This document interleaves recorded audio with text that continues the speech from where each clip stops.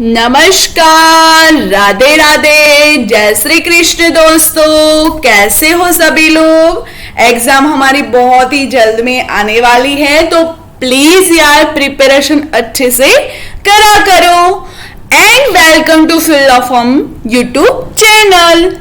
UGC ने paper 2 Sanskrit free classes unit 6 व्याकरण एवं भाषा विज्ञान का विशिष्ट अध्ययन, और क्लास का जो नंबर है वो 93 है और क्लास का जो टाइम है वो 6 PM है, और बाय नीतू चौधरी।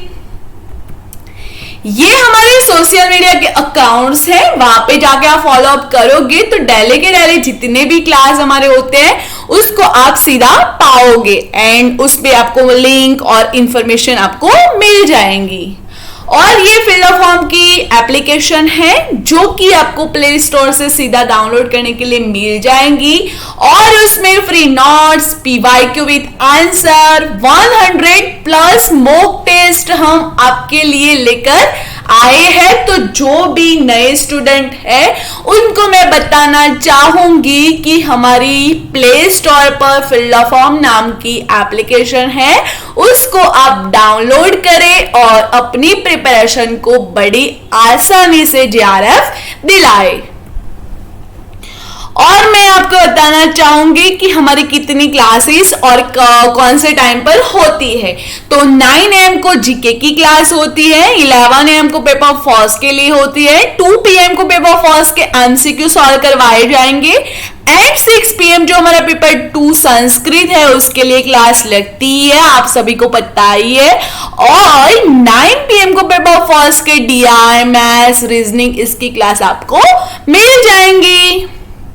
और मैं बताना चाहूंगी कि हाउ टू डाउनलोड नोट्स कैसे डाउनलोड करें आप, कि हमारी जो वेबसाइट है www.ugcnet.com, वहां पे जाओगे ना तो डेली के डेली जितने भी हमारी क्लासेस होती है और कुछ भी होता है वो सभी के सभी PDF आपको वेबसाइट पर मिल जाएंगे। और ये वेबसाइट पर आप चेक करोगे तो काफी बार आपको अपडेट के लिए काफी बार आपको मिल जाएगा, अच्छा मौका भी मिलेगा, क्योंकि आपको हमारा जो गिव अवे है वो भी हम वेबसाइट पर भी रखते हैं। ठीक है स्टूडेंट्स। और मैं बताना चाहूंगी कि हमारे जो YouTube पर चैनल है फिल द फॉर्म, उस पर हमारे पेपर 2 संस्कृत के लिए प्लेलिस्ट बन चुकी है, जिसमें फर्स्ट वीडियो से लेकर अभी तक के 93 तक के सारे वीडियो आपको वहां पे एक साथ मिल जाएंगे स्टूडेंट्स, एक साथ मिल जाएंगे। तो प्लीज जिसने भी मिसिंग किया है ओल्ड वीडियोस हमारे, वो जाके एक बार देख सकता है। और आपको कुछ भी चाहिए टॉपिक वाइज डिस्कशन, वो भी आपको मिल जाएगा। और आपको पता ही है जो हमारा फिल द फॉर्म है वो गिव अवे के नाम से भी जाना जाता है। गिव अवे क्या है और गिव अवे में कैसे ज्वाइन होते हैं, वो काफी स्टूडेंट का पर्सनल में DM आता है। तो स्टूडेंट्स मैं आपको बताना चाहूंगी कि हमारा जो गिव अवे है वो वेबसाइट पर होता है, और उसका टाइम हम बैनर सभी जगह पे लगाते हैं, हमारे सारे सोशल मीडिया अकाउंट्स पर भी होते हैं, और हमारे जितने भी ग्रुप्स है वहां पे भी शेयर कराए जाते हैं। और सभी स्टूडेंट को पर्सनल भी DM करके हम सेंड करते हैं।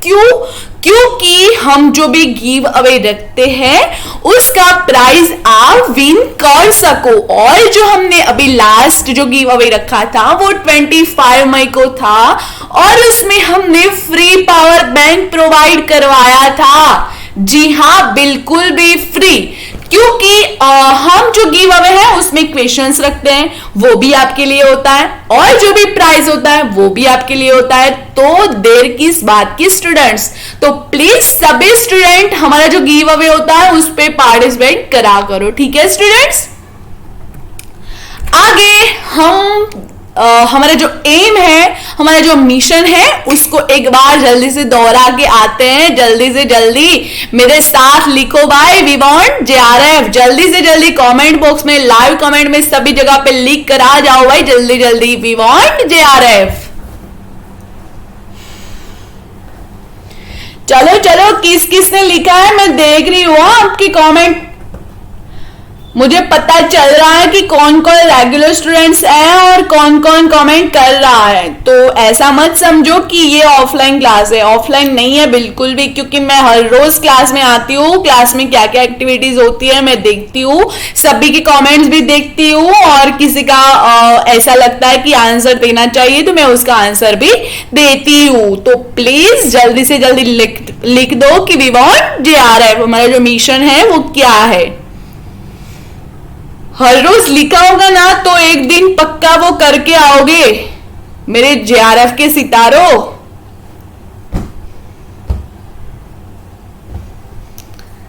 ठीक है, चलो फिर हम आगे देखते हैं हमारा जो कंप्लीट सिलेबस है वो कितना हो गया है और कितना बाकी है। तो आइए देखते हैं हमारा कंप्लीट सिलेबस।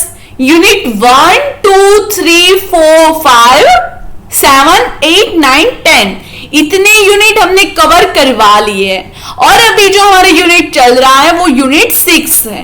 यूनिट 6 क्या है तो देखते हैं हम। यूनिट 6 में व्याकरण सिद्धांत कौमुदी, संधि, समास, कारक, प्रत्यय आदि और महाभाष्य और वाक्य पदीय का ब्रह्मकांड।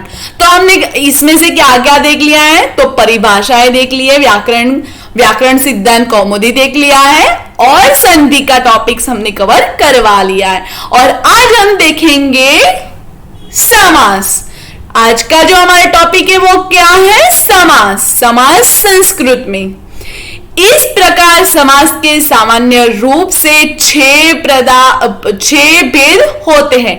कितने भेद है समास के 6। अव्ययी भाव समास, तत्पुरुष समास, कर्मधारय समास, द्विगु समास, बहुव्रीहि समास और द्वंद्व समास। काफी जो हम पढ़ा रहे थे बुक्स, तो बुक्स में काफी लेंथी था और आपको समझ में बिल्कुल नहीं आएगा। तो मैं आज आपके लिए बहुत ही मजेदार ट्रिक्स लेकर आई हूं और आपको समास ऐसे में पढ़ाऊंगी जैसे आपको जब आप सोए होंगे ना तो कोई आपको उठाते भी पूछेगा कि ये इसमें क्या होता है, कौन सा समास आएगा, तो आप फटाफट से उसका आंसर दे पाओगे। ठीक है, तो मैं बड़ी आसान सी ट्रिक्स में आपको बताऊंगी समास क्या होता है और कितने होते हैं और उसमें कौन कौन से प्रत्यय और क्या होता है तब ये समास आता है, वो देखते हैं हम। आइए देखते हैं समास शब्द की व्युत्पत्ति। सम उपसर्ग पूर्वक अस धातु से ध्वज प्रत्यय करने पर समास शब्द निष्पन्न होता है। समास शब्द कैसे निष्पन्न होता है तो सम उपसर्ग पूर्वक अस धातु से ध्वज प्रत्यय करने पर समास शब्द निष्पन्न होता है। इसका अर्थ है संक्षिप्तीकरण। समास का अर्थ क्या है संक्षिप्तीकरण। समास की परिभाषाएं, संक्षेप करना अथवा अनेक पदों का एक पद हो जाना समास कहलाता है। अर्थात जब अनेक पद मिलकर एक पद हो जाते हैं तो उसे समास कहा जाता है। जैसे कि उसका एग्जाम्पल देखते हैं हम, सीतायाः पतिः, तो उसका समास हो गया सीतापतिः। ठीक है, सीताया पति उसका समास क्या हो गया सीतापति। ऐसे कई सारे पद होते हैं, उसका एक शब्द में उसका आंसर मिल जाता है समास में। यहां सीताया और पति ये दो पद मिलकर एक पद सीतापति हो गया है, इसीलिए यही समास है। समास होने पर अर्थ में कोई भी परिवर्तन नहीं होता। जब समास होता है तब उसका अर्थ चेंज नहीं होता। जो अर्थ सीताया पति, सीता का पति, इस विग्रह युक्त वाक्य का है, वही अर्थ सीतापति इस समस्त शब्द का है। जैसे सीतायापति जो विग्रह युक्त वाक्य है उसका अर्थ क्या है सीता का पति, तो उसका जो समास हो गया सीतापति तो उसका भी अर्थ सेम ही है। ठीक है, उसमें जो समास होने के बाद उसका अर्थ चेंज नहीं हो जाता। पूर्वोक्त विभक्ति का लोप सीताया पतिः यानी सीतापति। इस विग्रह में सीताया पद में षष्ठी विभक्ति है, पति पद में प्रथमा विभक्ति सुनाई देती है। समास करने पर इन दोनों विभक्तियों का लोप हो जाता है। क्या हो जाता है? लोप हो जाता है। उसके बाद सीतापति इस समस्त शब्द से पुनः प्रथमा विभक्ति की जाती है। इसी प्रकार सभी जगह जानना चाहिए। समास युक्त शब्द समस्त पद कहा जाता है, जैसे सीतापति। समस्त शब्द का अर्थ समझाने के लिए जिस वाक्य को कहा जाता है वह वाक्य विग्रह कहलाता है। जैसे सीताया पति, वह वाक्य विग्रह है। समास के भेद देखते हैं हम। संस्कृत भाषा में समास के मुख्य रूप से 4 भेद पाए जाते हैं। समास में प्रायः 2 पद होते हैं, पूर्व पद और उत्तर पद। पद का अर्थ पदार्थ होता है। जिस पदार्थ की प्रधानता होती है उसी के अनुरूप ही समास की संज्ञा भी होती है। जैसे कि प्रायः पूर्व पदार्थ प्रधान अव्ययी भाव होता है। प्रायः उत्तर पदार्थ प्रधान तत्पुरुष होता है। तत्पुरुष का भेद कर्मधारय होता है। कर्मधारय का भेद द्विगु होता है। प्रायः अन्य पदार्थ प्रधान बहुव्रीहि होता है। तत्पुरुष, कर्मधारय, द्विगु और बहुव्रीहि, ऐसे 4 प्रकार के प्रायः यहाँ पे भेद बताए हैं। प्रायः उभय पदार्थ प्रधान द्वंद्व होता है। इस प्रकार समास के सामान्य रूप से 6 भेद पाए जाते हैं। कौन कौन से? तत्पुरुष, अव्ययी भाव, तत्पुरुष, कर्मधारय, द्विगु और बहुव्रीहि और उभय पदार्थ और द्वंद्व। ठीक है, 6 भेद देखते हैं। अव्ययी भाव, तत्पुरुष, कर्मधारय, द्विगु, बहुव्रीहि और द्वंद्व, ये 6 प्रकार के भेद है। ठीक है, समास कितने हैं? एक स्क्रीनशॉट यहां से ले सकते हो आप सभी। कितने हैं समास? 6। कौन कौन से हैं? कौन कौन से हैं? अव्ययी भाव समास, तत्पुरुष समास, कर्मधारय समास, द्विगु समास, बहुव्रीहि समास, द्वंद्व समास, ये 6 प्रकार के समास होते हैं। तो आइए अब हम देखते हैं उसका डिटेल्स में। तो आइए, पहला है अव्ययी भाव समास। जब विभक्ति आदि अर्थों में वर्तमान अव्यय पद का सुबंत के साथ नित्य रूप से समास होता है तब वह अव्ययी भाव समास होता है, अथवा इसमें यह जानना चाहिए। जैसे अव्यय पद, अव्ययस्थार्थ, विग्रह और समस्त पदम। अधि सप्तमी विभक्ति अर्थे हरौ इति अधिहरि, ये हो गया अव्ययी भाव समास।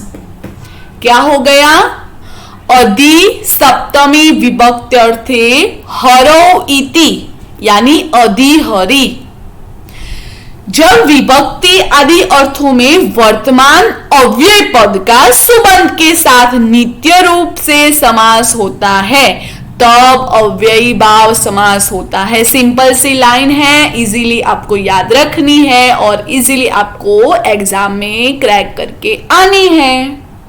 ठीक है, उसके बाद है तत्पुरुष समास। तत्पुरुष समास में प्रायः उत्तर पदार्थ की प्रधानता होती है।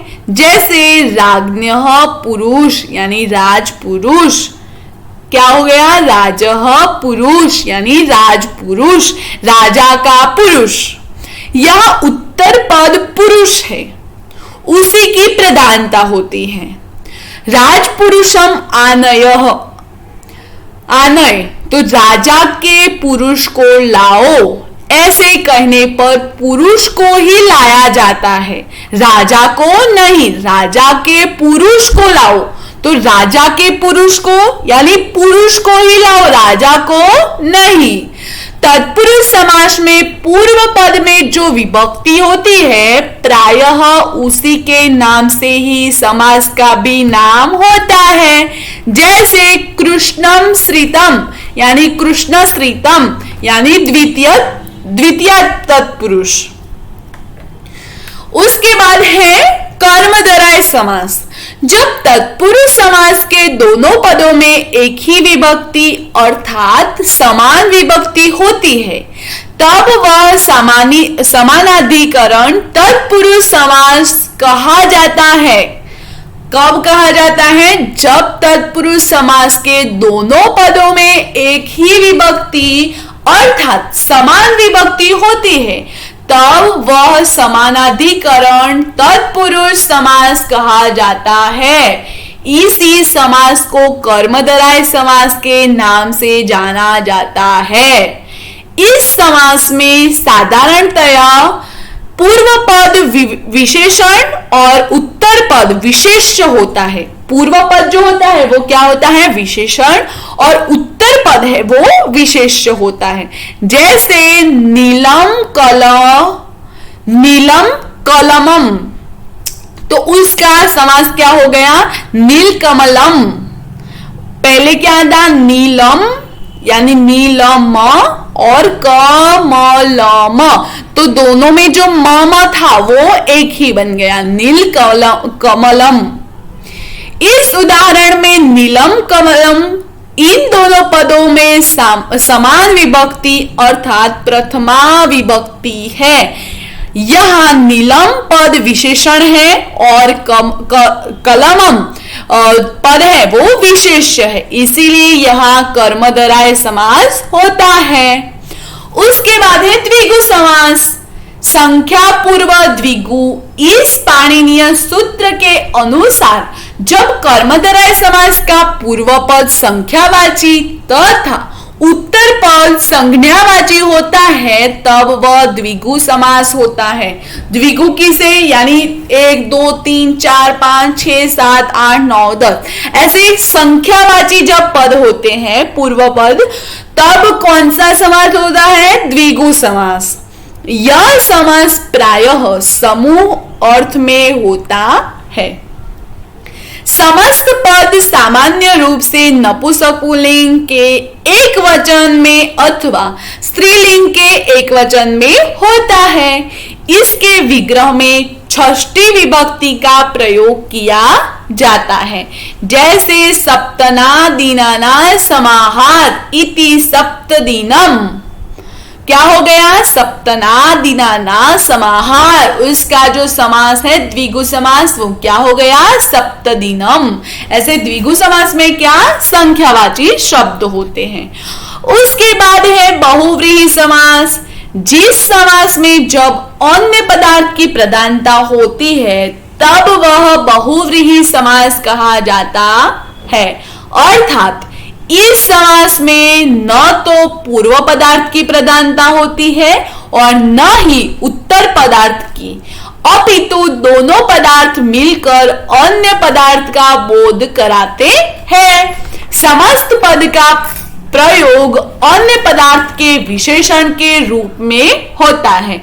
जैसे पीतम अंबरम यस्य सह, यानी पीतांबर, यानी पीतांबर किसका? विष्णु का।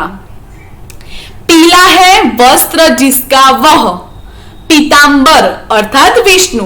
पीतम अंबरम यस्य स, यानी पीला है वस्त्र जिसका वह, यानी पीतांबर। ये हो गया बहुव्रीहि, यानी बहुव्रीहि पद होते हैं उसके एक पद में उसका समास हो जाना, वो हो गया बहुव्रीहि समास। उसके बाद है द्वंद्व समास। द्वंद्व समास में आकांक्षा युक्त दो पदों के मध्य में च और अथवा आता है जैसे धर्म च अर्थ च, यानी धर्मार्थ। समझ में आया? धर्मः च अर्थः यानी धर्मार्थ। यह पूर्व पद में धर्मः और उत्तर पद में अर्थः, इन दोनों की ही प्रधानता है। द्वंद्व समास में समस्त पद प्रायः द्विवचन में होता है, यथा हरिश्च हरिश्च यानी हरो हरि हरो। ऐसे जो होता है द्वंद्व द्विवचन में होता है। हरिश्च हरश्च यानी हरि हरो। आपको समझ में आया तो एक बार थंब कर लीजिएगा और वीडियो को लाइक कर दीजिएगा, तो मुझे समझ में आएगा कि आपको समास कैसा लगा। ठीक है, और वीडियो को लाइक शेयर सब्सक्राइब करना मत भूलिएगा। और हमारा जो नेक्स्ट क्लास है वो कारक प्रत्यय पर होगा। We want your feedback. आपको क्लास कैसा लगा, जो मैंने अभी बोला कि आपको क्लास कैसा लगा, उसका फीडबैक आपको कमेंट बॉक्स में देना है। और वीडियो को लाइक करना मत भूलिएगा। फॉर मोर इंफॉर्मेशन के लिए सारे सोशल मीडिया अकाउंट्स यहाँ पे दिए हैं, उसको आप फॉलो अप कर सकते हो। और सुविचार देखते हैं, तेरी हर जगह बढ़ाई होगी जब नियत साफ और अच्छी पढ़ाई होगी। आज के लिए इतना ही। Thank you for watching this video. Have a nice day. Take care. Bye all students.